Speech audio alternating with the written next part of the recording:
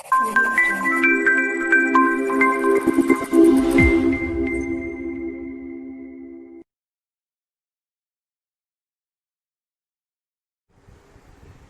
Friends, कैसे हो? चलो शुरू करते हैं आज का लेक्चर। मैं हूं हार्दिक पटेल, आपका आयुष अकेडमी में स्वागत करता हूं। तो चलिए, आज जो हम पढ़ने वाले हैं वो कुछ ऐसी चीज़ें हैं जिससे हम मतलब आसानी से सीख सकते हैं और बहुत इजी हैं। इसमें आपको कोई भी ज़्यादा लॉजिक नहीं लगाना है, बस क्या करना है जो मैं बता रहा हूँ बस उतनी सी बात याद रख लो, सिर्फ बात याद रख लो ना। ये चीज़ ऐसी है कि जो आप नहीं भी कैलकुलेट करोगे फिर भी आपको याद रह जाएगी।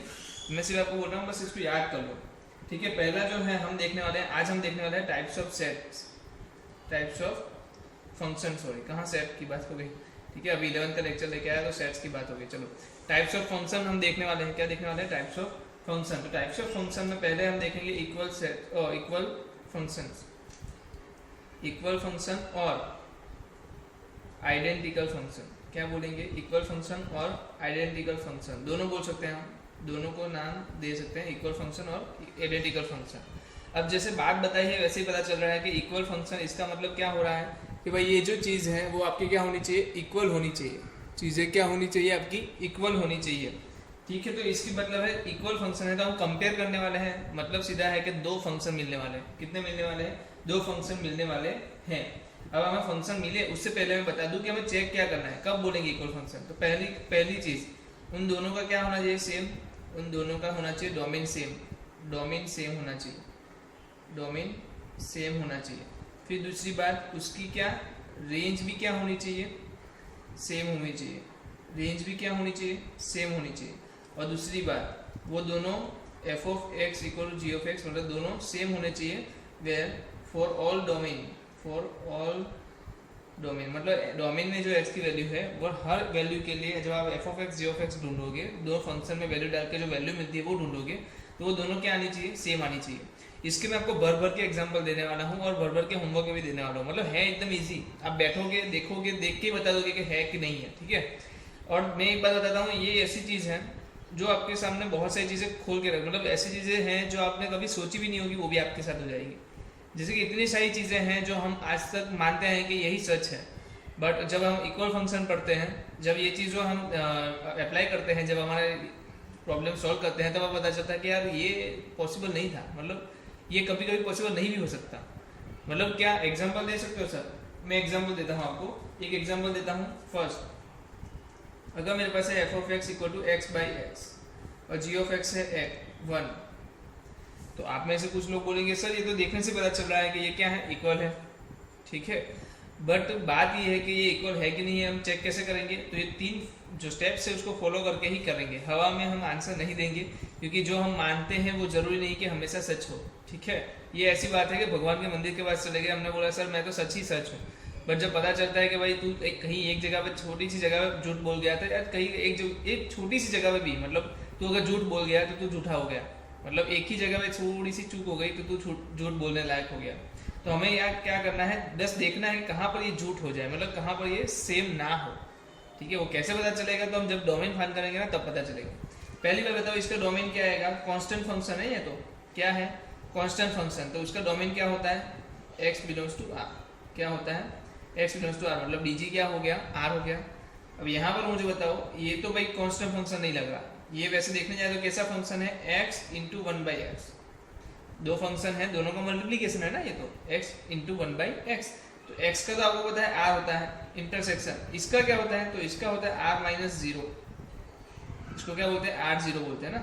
इसका क्या होता है? r0, मतलब कि 0 के अलावा कोई भी वैल्यू चल सकती है, बट 0 नहीं चल सकती क्योंकि डिवाइड में है ना। तो ये बोलेगा 0 के अलावा कोई भी वैल्यू चलेगी, ये पता है ना। r0, 0 के अलावा हर एक वैल्यू, इसको कैसे डिनोट करते हैं? r0 से। तो r इंटरसेक्शन r0 आपका क्या आएगा? r0। तो इसको मैं लिख देता हूँ, फिर भी आप कंफ्यूज नहीं हो जाओगे। तो r माइनस 0 होना चाहिए। तो df क्या आ रहा है? r minus 0। और dg क्या आ रहा है? r। क्या पहला स्टेप फॉलो हो रहा है? डोमेन सेम है? नहीं है। तो ये क्या इक्वल सेट हुए, और सॉरी इक्वल फंक्शन हुए? नहीं। Not identical. क्या आ गया? नॉट आइडेंटिकल, मतलब कि ये इक्वल फंक्शन नहीं है, ये आइडेंटिकल फंक्शन नहीं है। क्या बात करो सर, हम तो हर बार x by x equal to one ही ले लेते थे। हाँ, x by x equal to one लेते थे, बट अभी एक चीज़ ध्यान रख लेना, जब भी हम x by x equal to one लेंगे हमें एक चीज़ ध्यान रखनी है कि x की वैल्यू जीरो नहीं है तभी ले सकते हैं। ठीक है, x की वैल्यू जीरो नहीं है तभी ले सकते हैं। अब मैं इसे उल्टा थोड़ा आपसे पूछता हूँ कि मुझे एक बात बताओ कि ये फंक्शन कौन सी ऐसी जगह है जहाँ पर ये फंक्शन दोनों एक दूसरे के आइडेंटिकल है। तो आप में से कोई बंदा बोलेगा सर ये ले लो ना, आप तो ये ले लो, आप ये ले लो सर, r माइनस जीरो ले लो। अगर r माइनस जीरो है, अगर क्या है r माइनस जीरो है, तो सीधी सी बात है ये क्या हो जाएगा, r माइनस जीरो में क्या हो जाएगा, ये पूरा जो फंक्शन है r माइनस जीरो के लिए, जहाँ पर जीरो नहीं है, जीरो के अलावा कोई भी वैल्यू ले लो, ये दोनों फंक्शन क्या हो जाएंगे, इक्वल हो जाएंगे। मतलब अगर मैं मुझे बात, क्योंकि ये जो बात कर रहा हूँ ना, ये पूरे आर की बात कर रहा हूँ। जब मैं ढूंढता हूँ कि भाई आइडेंटिकल है कि नहीं है, तो मैं पूरे आर की बात करता हूँ। बट अगर मुझे ऐसा पूछा जाए कि आइडेंटिकल कहाँ पर होंगे, तो मैं ये बोल सकता हूँ कि दोनों के इंटरसेक्शन पे, दोनों के डोमेन ढूंढने के बाद उनका जो इंटरसेक्शन बनेगा, इनका डोमेन ढूंढ लिया, इनका डोमेन ढूंढ लिया, तो जो दोनों में डोमेन में आते हैं वहां पर मैं चेक करूंगा, तो रेंज मुझे और ये दोनों चीज से सेम मिल रही है, तो मैं बोलूंगा r माइनस जीरो पे क्या होगा, ये आइडेंटिकल होगा, अदरवाइज तो ये आइडेंटिकल नहीं होगा, जीरो पे नहीं होगा। ठीक है, जो दूसरा एक क्वेश्चन देता हूँ और ज्यादा समझ में आएगा। तो मेरे पास है f of x equal to sec square x minus ten square x plus, चलो g ऑफ x है मेरे पास sine square x plus cos square x. तो जल्दी से मुझे df बता दो। तो ये तो आपको पता चल गया ना, दो फंक्शन के क्या है, ये दो फंक्शन के क्या है, समेशन है या सब्ट्रैक्शन है। तो इसका मतलब इसका जो रेंज, इसकी डोमेन और इसकी डोमेन का इंटरसेक्शन लेना है, सिंपल सी बात है।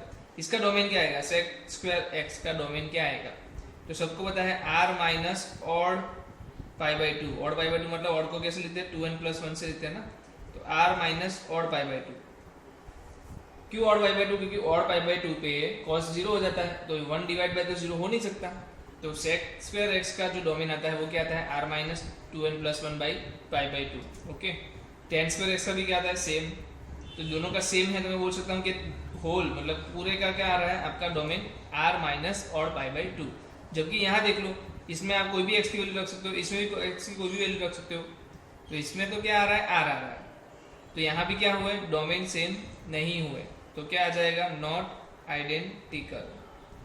समझ में आ रहा है, आइडेंटिकल कब होगा, जब इसके डोमेन सेम हो जाए, फिर हम चेक करेंगे उसकी रेंज सेम हो रही है कि नहीं, फिर हम चेक करेंगे ये दोनों फंक्शन हर एक डोमेन पे वैल्यू सेम दे रहे हैं कि नहीं। तो ये तो पहले केस में मतलब सूरज जा रहे हैं, बोल रहे हैं कि हम नहीं कर सकते, ये आंसर नहीं दे सकते। ठीक है, चलो मैं और आगे निकल कर बताता हूँ आपको। चलो एक तीसरा क्वेश्चन लेते हैं, जहाँ पर f ऑफ x है मेरे पास signum function x square plus 1 और g ऑफ x है मेरा 1। चलो g ऑफ x मेरा क्या है, 1 है। चलो 1 छोड़ो, 1 नहीं लेते, हम लेते हैं sec square x minus ten square x लेते हैं। चलो इस केस में भी क्या होगा, इसका डोमेन क्या आ जाएगा, सिंपल सी बात है, r minus 2n plus 1 pi by two. पर इसका डोमेन क्या आएगा आपको बता सकता है। अब ये तो पॉलिनोमियल है अंदर, सिग्नम फंक्शन का तो आपको पता है ना, सिग्नम फंक्शन क्या होता है, आर क्लब का मेंबर। याद करो सिग्नम फंक्शन क्या होता है, आर क्लब का मेंबर। तो आप इसको जब भी डोमेन फाइंड करना हो इग्नोर कर सकते हो। तो मैंने सिग्नम फंक्शन को इग्नोर किया, अंदर क्या बचा, पॉलिनोमियल। पॉलिनोमियल तो क्या होता है, किसी को भी पता है, पॉलिनोमियल का फंक्शन जो होता है वो आर पे डिफाइन होता है। तो यहाँ पर आर आ रहा है, यहाँ पर नहीं आ रहा है, तो मतलब ये भी क्या हो रहा है, अनडिफाइंड, सॉरी इनके डोमेन सेम नहीं हो रहे, तो ये नॉट आइडेंटिकल। जबकि आपको पता चल रहा है कि इसका आंसर भी क्या आने वाला है, 1, इसका आंसर भी क्या आने वाला है, 1। दोनों 1 1 दे रहे हैं, फिर भी दोनों सेम नहीं हो रहे। यहाँ भी देख लो, ये दोनों के आंसर क्या आते हैं, 1 ही आते हैं ना, फिर भी दोनों सेम नहीं हो रहे हैं। तो आपको ये चीज़ पता होनी चाहिए, कहाँ पर आइडेंटिकल है, कहाँ पर नहीं है। तो कैसे ढूंढना है ये पता चला कि नहीं चला, समझ में आ रहा है कैसे ढूंढना है, कैसे नहीं ढूंढना। ओके, चलो अब मेरे पास है यहाँ पर under root x square minus 1। F of x में क्या है, under root x square minus 1, और जी ऑफ एक्स में मेरे पास है इसके ही दो पार्ट, एक्स माइनस 1 और अंडर रूट एक्स प्लस 1। तो जल्दी से मुझे इसका डोमेन बता दो। तो आप बोलोगे x square minus 1 greater than और इक्वल टू 0, कहने का मतलब एक्स स्क्वायर ग्रेटर देन और इक्वल टू 1। तो आंसर क्या आएगा, आपको ही पता है, -1 और +1 निकाल लो, और एक्स स्क्वायर बड़ा है तो कहाँ की बाहर की साइड जाएगा, कहाँ से आएगा, घर की बाहर की साइड। तो -∞ टू -1 यूनियन 1 2 लेके इनफाइनाइट। तो ये आपका डोमेन हो गया, किसके लिए, एफ के लिए। जी के लिए चेक करो, तो g के लिए आपको पता है x minus one greater than zero equal to zero और x plus one greater than और equal to zero. x minus one आया वन इस तरफ ले जाओ तो क्या हो गया x ग्रेटर देन और इक्वल टू वन और ये क्या बोल रहा है x ग्रेटर देन और इक्वल टू माइनस वन। तो आप तो इसको ड्रॉ करो क्या आ रहा है माइनस वन से बड़ा फिर बोल रहा है वन से बड़ा तो कॉमन क्या आ गया वन से बड़ा। तो ये बता रहा है भाई सिर्फ वन से इनफाइनाइट तो इसमें तो भाई माइनस वाला पार्ट ही नहीं आया। कहने का मतलब इन दोनों के भी डोमेन सेम नहीं है। ठीक है डोमेन सेम नहीं है इसका मतलब क्या आइडेंटिकल नहीं है। तो क्या आपको समझ में आ गया कि आइडेंटिकल चेक करने के लिए क्या करना पड़ेगा। आइडेंटिकल चेक करने के लिए एक सिंपल सी फंडा है। एक बात याद रख लो आपको आइडेंटिकल फंक्शन ऐसे ही देंगे जिसका आंसर सेम आता हो। पहली बात तो ये समझ लो क्योंकि आंसर सेम नहीं आएगा तो आप डायरेक्टली बोल दोगे ना ये तो आइडेंटिकल नहीं है।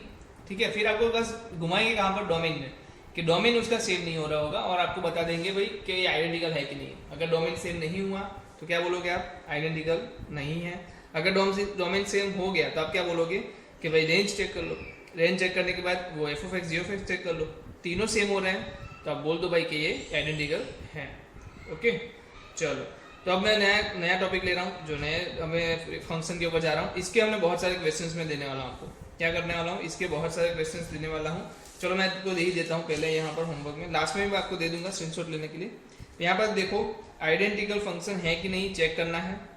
1 2 3 4 5 6 7 8 9 10 और लास्ट में 11वां क्वेश्चन भी है। तो ये 11 क्वेश्चन मुझे नहीं लगता कि 11 मिनट से ज़्यादा टाइम लेगा आपका। 11 मिनट भी मैंने ज़्यादा बोल दी कुछ ठीक है 11 मिनट भी मैंने ज़्यादा बोल दी। अगर आप एक स्थान से बैठ जाओगे तो उससे भी कम टाइम में ये हो जाने वाले हैं आपसे।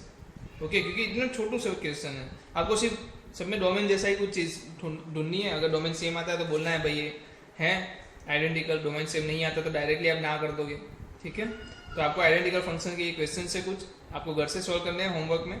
हाँ ऑफकोर्स मैं कल के दिन में आपको ये बताऊंगा कि इसमें से कौन से आइडेंटिकल थे कौन से नहीं थे और कुछ लगेंगे मुझे जो लगेंगे कि मेरे को करवाने चाहिए वो मैं 2-3 करवाऊंगा। बाकी इसमें हम टाइम ज़्यादा डालेंगे नहीं और कुछ नया ही सीखना शुरू करेंगे।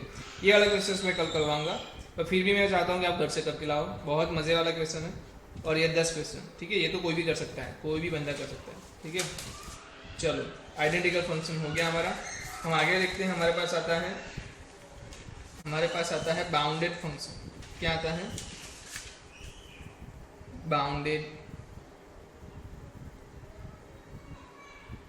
बाउंडेड नहीं होता है तो क्या बोलेंगे नॉन बाउंडेड या अनबाउंडेड। ठीक है तो ये चीज़ पता होनी चाहिए जो नहीं है उसको हम ऐसा बोलेंगे नॉन बाउंडेड और अनबाउंडेड। बट ये जो बाउंडेड है मतलब कि अब एक चीज़ समझ लो ना बाउंडेड मतलब कहीं पे इसको क्या करना किसी एक जगह पे बाउंड कर देना पर बांध देना किसी एक जगह पे उसको बोल देना तो इसमें इतने में ही रहेगा इससे बाहर गया तो तू गया। ठीक है इसका लिमिट एक आप कह सकते हो कि भाई ये यहाँ से यहाँ तक ही जाएगा। अगर आपने किसी घोड़े के साथ रस्सी बांध दिया बोलोगे ये घोड़ा इधर से जाके वहां तक ही पहुंचेगा इससे ज़्यादा नहीं जा सकता। ठीक है इससे ज़्यादा मतलब आप गिन सकते हो कहने का मतलब फाइनाइट होना चाहिए। गिनना आप गिनती करके बोल सकते हो कि इतना रस्सी मतलब 10 मीटर की रस्सी 15 मीटर की रस्सी ऐसा नहीं क्योंकि भाई इनफाइनाइट रस्सी मतलब वो जाता ही रहे ऐसा नहीं। आप क्या बोलोगे जो आप गिन सकते हो ना ऐसी वैल्यूज होना चाहिए।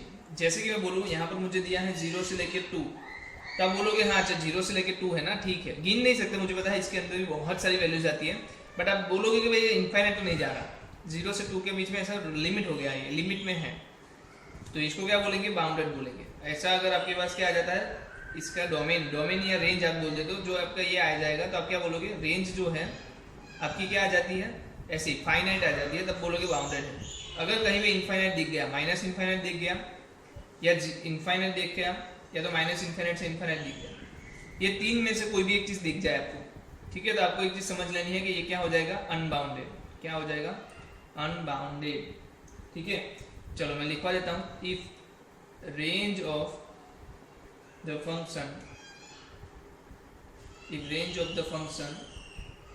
not going to minus infinite or infinite then it is called bounded function. क्या बोलेंगे उसको बाउंडेड फंक्शन बोलेंगे। तो ये आपको पता होना चाहिए। ठीक है चलो मैं कुछ एग्जांपल भी ले लेता हूँ क्वेश्चन भी ले लेते हैं हम।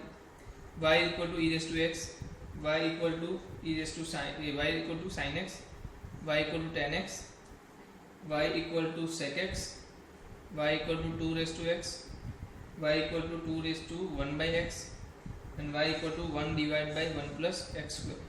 चलो इतनी चीज़ें हैं मेरे पास, आपको बताना है इसमें से कौन से बाउंडेड है कौन से नहीं है। चलो ई रेस टू एक्स का आप मुझे जल्दी से बता दो, ग्राफ किसको याद होगा, इस तरीके का होगा या तो इस तरीके का होगा, दोनों केस में इस तरीके का होगा कुछ।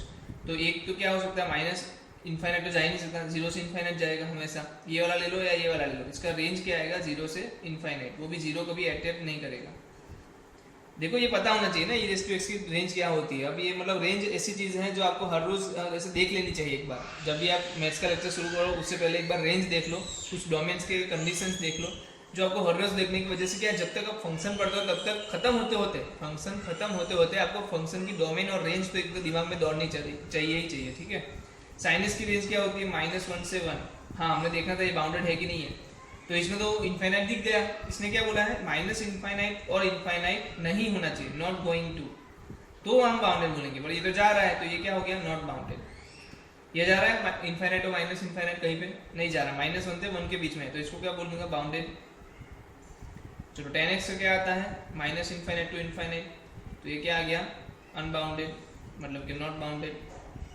सेक एक्स का क्या आता है, वो बोल सकता है r माइनस -1 to 1, है ना, रेंज क्या आती है r माइनस -1 to 1।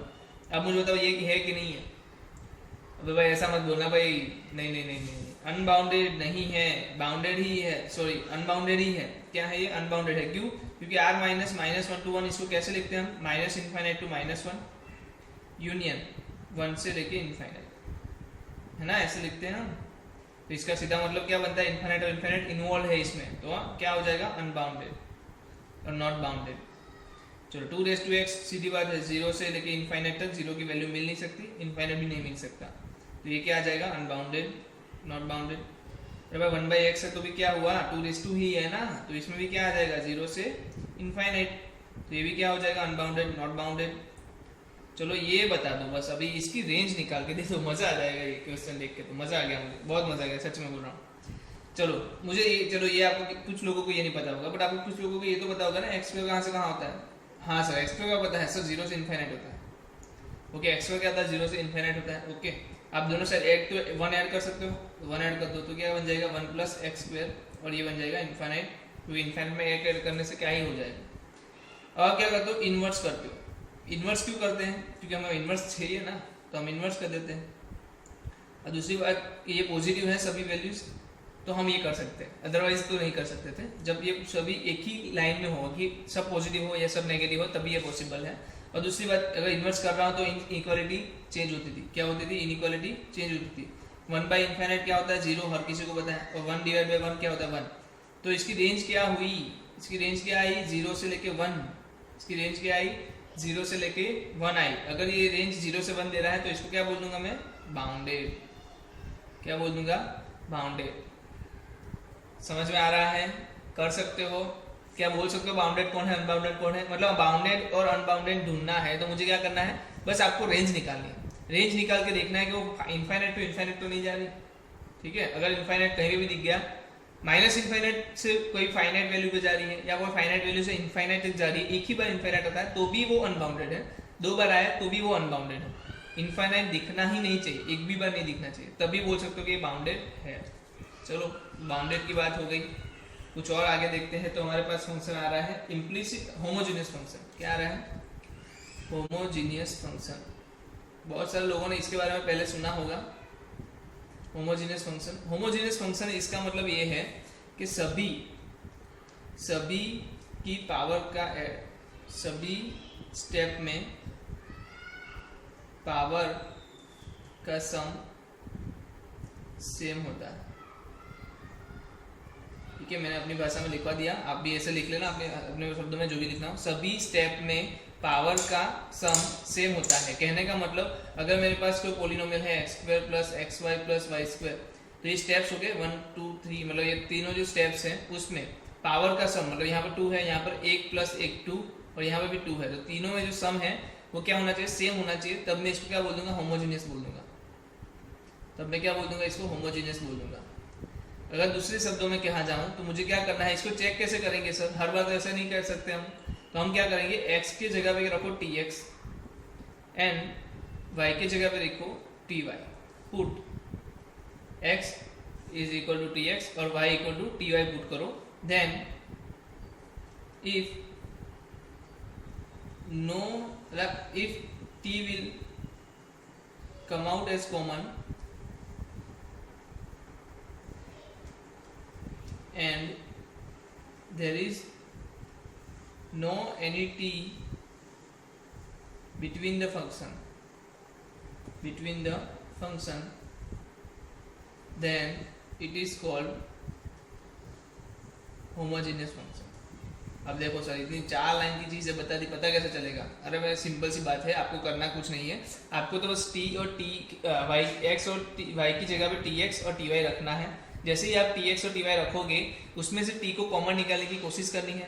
अगर ये कॉमन निकल जाता है और अंदर कहीं पे भी t नहीं दिखता, कॉमन निकल के बाहर आ जाता है और अंदर कहीं पे भी क्या नहीं दिखता आपको, t नहीं दिखता है, तो इसका सीधा मतलब ये बन जाएगा कि ये क्या हो रहा है, आपका होमोजीनियस बन रहा है। जैसे मैं अगर इसको मैथमेटिकली लिखना चाहूँ तो मैं क्या बोल सकता हूँ, f ऑफ tx ty। अगर आप tx ty लेके शुरू करते हो तो आपको answer t raise to m f of xy मिलता है, मतलब कि t कॉमन निकाल के वापस से वही फंक्शन मिल जाता है जो हमने पहले लिया था f ऑफ xy का। तो आप बोल सकते हो कि ये होमोजेनियस फंक्शन है। चलो इतनी बातें नहीं करेंगे, हम एग्जाम्पल पे ले लेते हैं। एग्जाम्पल लेते ही आपको ये चीज़ क्लियर हो जाएगी। तो मेरे पास कोई एग्जाम्पल लेने लायक, हाँ x square plus y square है। चलो x square plus y square, आप क्या करो, बस सिंपली आपको पुट करो, x की जगह पे क्या कर दो, x की जगह पे आप tx कर दो, तो tx का स्क्वायर प्लस ty का स्क्वायर, ये आपका क्या था, फंक्शन था f ऑफ xy। आप जो ले रहे हो वो क्या है, f ऑफ tx और ty है। इसमें से क्या हो गया, t square x square t square y square is equal to f of tx ty। इसमें से क्या कॉमन निकला, टी स्क्वायर, अंदर क्या बच गया, x square plus y square बच गया, f ऑफ tx ty। तो ये क्या आया, ये आया आपका f ऑफ xy और ये क्या आ गया, टी स्क्वायर कॉमन आ गया। तो क्या इसको मैं होमोजेनियस बोलूंगा कि नहीं बोलूंगा? ऑफ कोर्स बोलूंगा। मतलब कि अगर मैं t को बाहर निकाल के फिर से वही फंक्शन पा रहा हूं तो मैं बोल दूंगा ये क्या है, मेरा होमोजेनियस फंक्शन है। अब यहाँ पर जो टी स्क्वायर आ रहा है ना आपका, जो ये पावर होगी, t की जो पावर होगी वही डिग्री होगी, degree of homogeneous function. Degree of homogeneous function क्या होगी, जो ये पावर आ रही है ना n जो पावर आ रही है वो, यहाँ पे पावर कितनी आ रही है, 2, तो इसकी डिग्री ऑफ होमोजेनियस फंक्शन क्या होगा, 2। इसके होमोजेनियस फंक्शन की डिग्री क्या हो जाएगी, 2 हो जाएगी। तो कोई भी ये बता सकता है, इसमें कोई लंबा चौड़ा काम नहीं है। एक और एग्जांपल ले लेते हैं, जहाँ पर x sin y plus y sin x, f of xy मेरा क्या है, x sin y plus y sin x। तो आप क्या रखो, tx और ty रखो, तो आपको मिलेगा tx sin ty plus ty sin tx। तो आप तो बोलोगे सर t कॉमन निकल जाएगा, t निकाल दिया, अब अंदर का साइन के अंदर का जो t है वो निकल सकता है, ये बताओ, साइन के अंदर का जो t है वो क्या निकल सकता है? तो अगर ये नहीं निकल सकता है तो इसका मतलब ये होमोजेनियस नहीं है, होमोजेनियस नहीं है। ठीक है, क्यों नहीं है? तो कि भाई इसमें से जो ये अंदर का साइन के अंदर का t है वो निकल नहीं रहा, मतलब कि इसको हम f ऑफ xy बना ही नहीं पाए, वापस से f ऑफ xy इस तरीके का हमने लिखा ही नहीं पाए, तो हम क्या बोलेंगे, भाई ये होमोजेनियस नहीं है सिंपल। t एक बार कॉमन तो निकला बट यहाँ से नहीं निकल पाया, इसलिए हम क्या बोलेंगे, होमोजेनियस नहीं है। जब निकल जाएगा पूरे का पूरा तो हम क्या बोलेंगे, होमोजेनियस है। ठीक है, तो इसके भी एग्जांपल्स मैंने आपको दिए हैं, तो आप घर पे बैठ के इसको भी क्वेश्चंस आप सॉल्व कर सकते हो। आइडेंटिकल फंक्शन के होमवर्क में दिए थे, तो यहाँ पर देखो आप 5 क्वेश्चंस मैंने किसके दिए हैं, ये होमवर्क के क्वेश्चन है, होमोजीनियस के दिए। तो आपको चेक करना है कि ये 5 जो हैं इक्वेशंस, जो 5 जो फंक्शंस हैं वो क्या होमोजीनियस है या नहीं है। आपको सिंपली क्या करना है, tx और ty रख देना है और निकाल के देखना है कि बाहर निकल रहे हैं कि नहीं निकल रहे। ठीक है, तो आप घर पे से ये भी चेक करके ला सकते हो कि होमोजीनियस फंक्शन है कि नहीं है, आप ये स्टेप्स फॉलो करके। चलो अभी आगे निकलते हैं हम लोग। तो आगे हमारे पास आ रहा है इम्प्लिसिट और एक्सप्लिसिट फंक्शन। क्या आ रहा है, इम्प्लिसिट और explicit function, implicit and explicit function. देखो इसमें इसको हिंदी में क्या बोलते हैं, स्पष्ट और अस्पष्ट फंक्शन। स्पष्ट मतलब दिखता है एकदम, दिख तो दिखता है। अब देखो सब अपनी आसान भाषाओं में कह देता हूँ पहले तो। एक्सप्लिसिट जहां पर y is equal to function of x दिख जाए, मतलब y के इक्वल टू में एक साइड y के फंक्शंस और एक सब सिर्फ x वाले, सिर्फ y वाले टर्म्स इक्वल टू सिर्फ x वाले टर्म्स, तो आप क्या बोल दोगे, एक्सप्लिसिट फंक्शन। और ऐसा नहीं है तो क्या बोल दोगे, इम्प्लिसिट। अगर ऐसा नहीं है तो इम्प्लिसिट। सिंपल। आपको क्या बोलना है, एक्सप्लिसिट कब है, जब ये y equal to f of x वाले सारे टर्म्स उस तरफ चल जाए। चलो जल्दी से मैं एक क्वेश्चन देता हूँ तो आपको ज्यादा समझ में आ जाएगा। ज्यादा इसमें हम थियरी में हम ज्यादा नहीं इन्वॉल्व होते, जैसे एग्जांपल आता है ना हमको ज्यादा समझ में आ जाता है। ठीक है, तो मेरे पास अभी क्वेश्चन है x square minus 2xy plus y square is equal to 0। चलो बताओ ये इम्प्लिसिट है या एक्सप्लिसिट है। हाँ सोचिए। चलो आपको एक्सप्लिसिट होने के लिए क्या बोला था कि भाई वो y और f ऑफ x जो दोनों हैं अलग अलग जगह पे होने चाहिए थे, इक्वल टू के दोनों अलग अलग साइड होने चाहिए। तो यहाँ पर क्या इक्वल टू के अलग अलग साइड पे है क्या, नहीं है, नहीं है, तो ये क्या हो जाएगा, इम्प्लिसिट। बट आपको किसी को पता है ये क्या है, x माइनस वाई का स्क्वायर है क्या। हाँ सर x माइनस वाई का स्क्वायर है, तो क्या ये इम्प्लिसिट है या एक्सप्लिसिट है। पर सभी अभी भी सर y और x तो एक ही साइड पे है, अलग अलग साइड पे नहीं है, तो इसको क्या बोल दूंगा मैं, इम्प्लिसिट बोल दूंगा। फिर मैं बोलता हूँ सर ये x इक्वल टू वाई भी तो है, क्या ये इम्प्लिसिट है या एक्सप्लिसिट। तो सर ये तो एक्सप्लिसिट है। तो क्या सर हम अब तीनों चीजें क्या है, सेम ही है, तीनों चीजें क्या है, सेम ही है। बट आपको ये नहीं देखना कि इसमें से इम्प्लिसिट में से मैं एक्सप्लिसिट बना सकता हूँ कि नहीं, ये आपको चेक नहीं करना है। आपको क्या चेक करना है, ये अभी क्या है, फॉर द मोमेंट क्या है, फॉर द मोमेंट तो ये इम्प्लिसिट है, तो इसका आंसर इम्प्लिसिट है। हाँ मुझे पता है कि आगे जाके ये एक्सप्लिसिट बन सकता है, तो मैं इसको आगे जाके एक्सप्लिसिट बना के उसको एक्सप्लिसिट नहीं बोल दूंगा। जब फॉर द मोमेंट पूछा गया है कि ये क्या है तो इम्प्लिसिट, ये क्या है तो इम्प्लिसिट, ये क्या है तो एक्सप्लिसिट। ठीक है, मुझे जो दिया है उसको मैं कुछ भी छेड़खानी किए बिना डायरेक्ट बताऊंगा कि इम्प्लिसिट है या एक्सप्लिसिट। हाँ मुझे पता होगा कि ये आगे जाके एक्सप्लिसिट हो सकता है, तो भी आपको एक्सप्लिसिट नहीं बोलना है, आपको देख के बताना है कि क्या इम्प्लिसिट है या एक्सप्लिसिट है। मैं आपको और एक एग्जांपल देता हूँ, देखो एक्स वाई इक्वल टू 1 क्या आएगा बोलो। सिंपल सी बात है, y और x दोनों साथ में दे दिए हैं तो हम बोल देंगे इम्प्लिसिट। अगर ये अलग अलग देते तो क्या बोलते हैं, एक्सप्लिसिट। जैसे कि y इक्वल टू 1/x, तो यहाँ ये एक्सप्लिसिट हो गया। समझ में आ रहा है, मुझे पता है कि मैं यहाँ से ये बना सकता हूँ, तो इसका मतलब ये नहीं है कि ये एक्सप्लिसिट बन जाएगा। आपको जो दिया है वो ही पूछ रहे हैं ना, तो वही के आंसर बताओगे ये क्या होगा, तो ये इम्प्लिसिट है। ठीक है, उसमें से क्या बन सकता है ये सब हमें नहीं देखना है, हमें तो डायरेक्ट आंसर बताना है कि ये इम्प्लिसिट है, ये एक्सप्लिसिट है। चलो और एक एग्जांपल ले लेते हैं एक्सप्लिसिट का। तो y equal to x square क्या है, ये एक्सप्लिसिट है। चलो अब बता सकते हैं, बहुत सिंपल सी चीज़ है एकदम। मतलब ये क्या फालतू की चीज़ें याद करवा रहे हैं, मतलब ऐसा है कि लोगों को पता होना चाहिए कि ऐसी कुछ चीज़ें भी होती है मार्केट में। ठीक है, चलो मैं आपको और एक एग्जांपल देता हूँ, y sine y/x plus x sine x/y। चलो ये क्या होगा सर, ये भी पता चल रहा है यार इम्प्लिसिट है, इसमें से भी कहाँ आप कुछ अलग करने में, अभी दिखने से ही पता चल रहा है ना, x y साथ में दिए हैं, साथ में दिए तो होगा ही नहीं। ठीक है, साथ में दिया है तो ये एक्सप्लिसिट हो ही नहीं सकता। तो समझ में आ रहा है किसको इम्प्लिसिट बोल रहे हैं, किसको एक्सप्लिसिट बोल रहे हैं। ओके, तो ये जो बातें हो गई अभी की, जो हमने बातें की, वो सब जो बातें हैं वो आपको बेसिक नॉलेज होना चाहिए इसके बारे में। ज़्यादा इसमें क्या होता है, जो MCQs आते हैं आपके सामने, तो वहाँ पर कभी छोटे से छोटे क्वेश्चंस के नीचे डाल देते हैं भाई एक्सप्लिसिट है या इम्प्लिसिट है क्या है, तो आपको बताना पड़ता है। तो अभी इसके भी मैं जो कुछ न्यूमेरिकल मैंने साथ में रखे थे उसको भी मैं आपके सामने रख देता हूँ। तो ये होमवर्क के क्वेश्चंस आप देख लो बस एक बार। आज का जो लेक्चर है वो बस इतना ही रहेगा, आधा घंटे का, और जो हमने पढ़ाई की है उसको हम नोट करने के लिए बहुत सारे होमवर्क के क्वेश्चन है। अरे क्वेश्चन के नंबर पे मत जाओ, आप क्या क्वेश्चन के नंबर पे मत जाओ, क्वेश्चन के जो नंबर है वो ज़्यादा होंगे, मुझे पता है 5 5 10 ऐसा मत गिनो मत, क्योंकि इसकी जो टाइम लगने वाला है ना वो रोज़ जो आप लगाते हो ना उससे कम लगने वाला है। कितना टाइम लगा हमने पढ़ने में, कितना टाइम लगा ये बताओ, रोज़ के टाइम से आधा, तो क्या होमवर्क का टाइम भी आधा नहीं होगा। सिंपल सी बात है, होमवर्क का टाइम भी आधा हो जाएगा। तो ये जो क्वेश्चन से बहुत देख के आप बता सकते हो कि क्या होगा क्या नहीं होगा, आपको बस कल ढूंढ के लाना है। ट्रू फॉल्स जैसी बात है ये, तो क्या है ट्रू फॉल्स जैसी बातें कर रहे हैं हम लोग, कि ट्रू कब होगा फॉल्स कब होगा, वही हमें ढूंढना है। सिंपल है, कोई भी बंदा कर सकता है। मैं भी चाहता हूँ कि आप घर पर जाके ये चीज़ कर लो, होमवर्क में करके लाओ। ये एक होमवर्क था, इसका आप स्क्रीनशॉट ले लो पहले, मैं फिर दूसरा इसके ऊपर पेज पे रखता हूँ। तो ये भी होमवर्क है और ये भी आपका होमवर्क रहेगा, जिसके अंदर आइडेंटिकल फंक्शन के क्वेश्चंस पूछे हैं। तो 2 पेज के आपके होमवर्क रहेंगे। और कल हम सिंपल सी बात है, कल हम क्या करने वाले हैं, कल एक नया लेक्चर या नया टॉपिक लेंगे। इसके पहले हम इसके आंसर्स बताएंगे कि क्या होंगे, और मुझे कहाँ पर लगेगा कि यहाँ पर ये आंसर नहीं है, अलग कुछ मुझे समझाने जैसा लगेगा कि ये सिखाना चाहिए, तो मैं वहाँ पर सिखा भी दूंगा, कोई दिक्कत नहीं है, ठीक है। या तो फिर आप कहीं पे मतलब कहीं पे रुक जाते हो, कहीं पे आपको नहीं समझ में आ रहा है, तो आप मुझे मैसेज या कॉल भी कर सकते हो। मैं यहाँ पर वापस ये नंबर लिखवा देता हूँ, 7485954296। तो कोई भी बंदा मुझे इस नंबर पे कॉल कर सकता है और मुझे इन्फॉर्मेशन मांग सकता है। चलो मिलते हैं फिर से नेक्स्ट लेक्चर में, तब तक अलविदा।